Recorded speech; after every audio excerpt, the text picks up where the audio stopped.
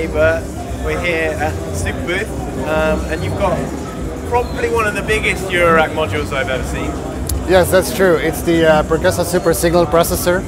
It's an exciting new Eurorack module we're presenting here at Superbooth. It's basically an advanced digital signal processing module, meaning it can run all kinds of digital algorithms. It has 16 inputs, 8 outputs, up to 192 kilohertz, 32-bit. Supports 3 sample rates, 48, 96, and 192. And it runs off a quad-core Cortex A17 processor at 1.8 gigahertz, which means that it has about 40 times the processing power of a lot of the smaller Eurorack modules, which are based on Cortex M4 or M7 processors. So this is a really powerful processor which allows you to run lots of different stuff all at the same time in parallel. So here on the screen you can see I have the network editor, which is one of the main screens of the SSP. SSP has a very shallow menu system, which means you don't have to go into many menus to really find all the stuff you need. There's a global menu with some settings. There is the network editor where you can see all the modules. You can navigate that with like the cursor keys or with like the encoders. And it's 16 pages long times 8 slots, so you got lots of space to put modules. So what sort of modules have you got in there at the moment? So there is a wavetable oscillator that we have with 3D morphing. There is a granular module.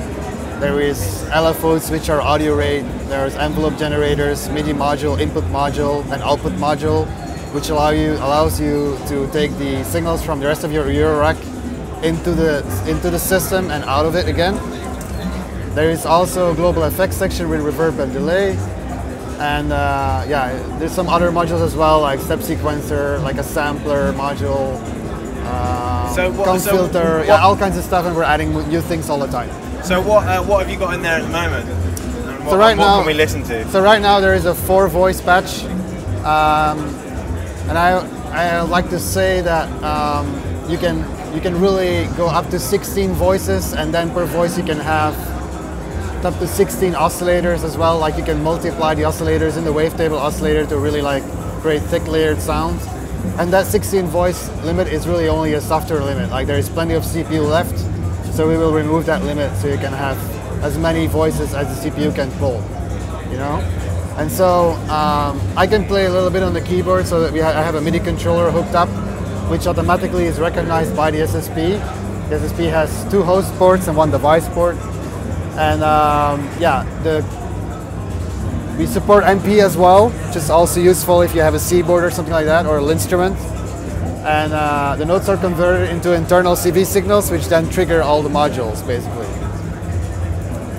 And then I also have the joystick here set up to control the XY of the wavetable oscillators in the patch, which allows me to, like, you know, change the sound a little bit.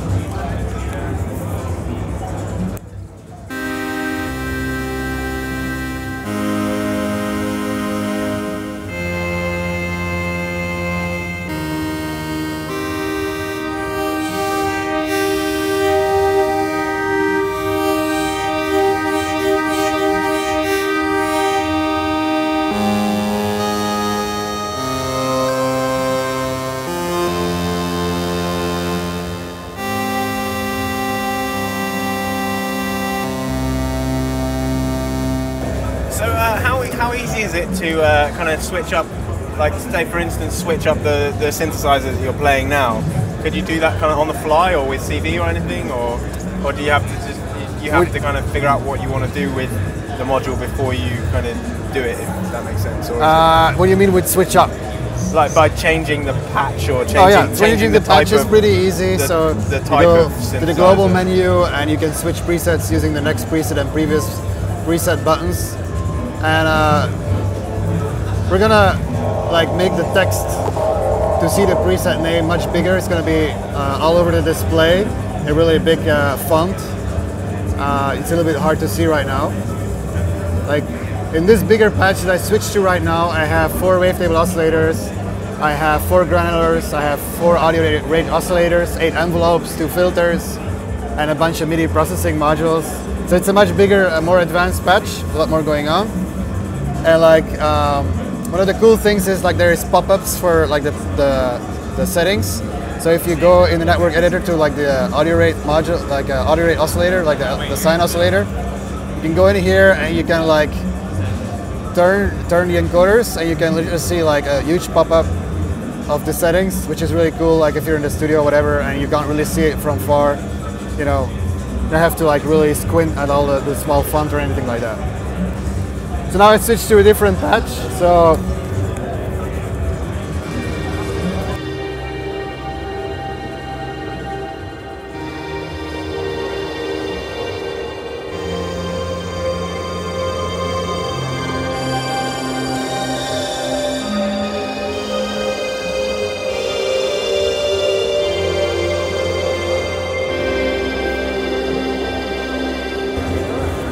So could you change like the mode quite easily from like a wavetable to the granular mode or something like that? Or you can't really change it like that. Like what you would do is you would go in the network editor and you would like, instead of inserting a wavetable oscillator, insert something else. Like so here I'm at the end of the whole like patching grid basically. There's 16 pages times 8 modules.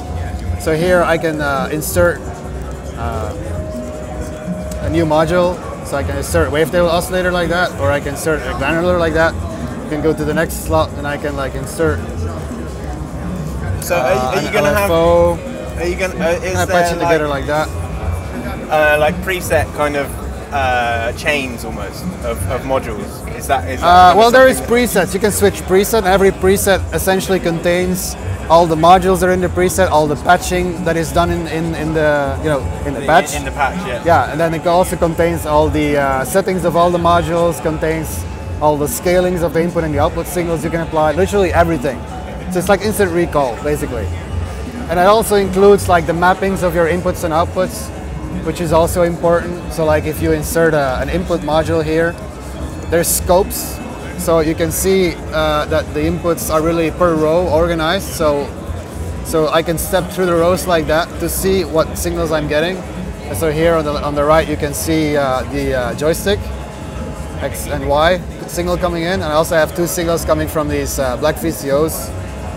So and then you can like enable these channels to choose which of the signals you want, and then you can access those channels for further patching, like here in the grid. So if I were to like patch this thing to like the LFO, for example, on the right hand side, you can see I have a list of all the outputs from the input module that I can then send to like LFO frequency or whatever, right, basically. And the same thing kind of works with the output modules. If you go there, you can see visually that this group of 8 jacks is the outputs. And so when I play, I can decide, oh, I want the same signals on like channel 7 and 8. I just enable that.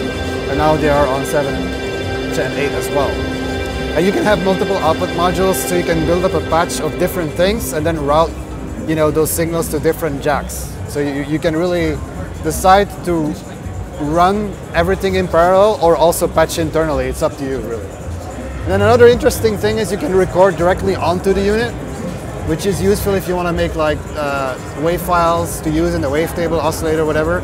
So I have these 2 black VCOs coming in, and I can monitor the sound using a monitor button, and then I can record the input. You can of course play with the modules, stop recording. Now I have a sample from the black VCO that I could like load into the wavetable oscillator, for example. And I can also crop the sample. So like can you just use it like a sampler as well? Yeah, essentially. You can record into it, no problem.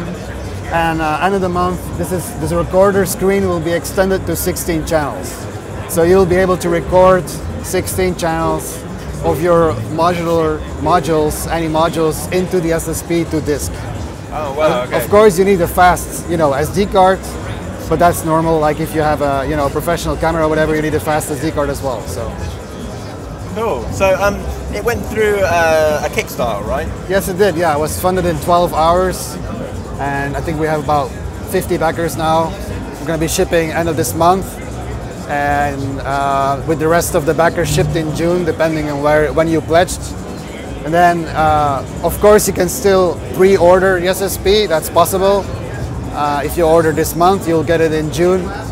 together with like the rest of the backers essentially. And then of course the module will be available after that as well. It's not like it's a done thing, you know. Okay, well, Bert, thank you very much. Thank you very much.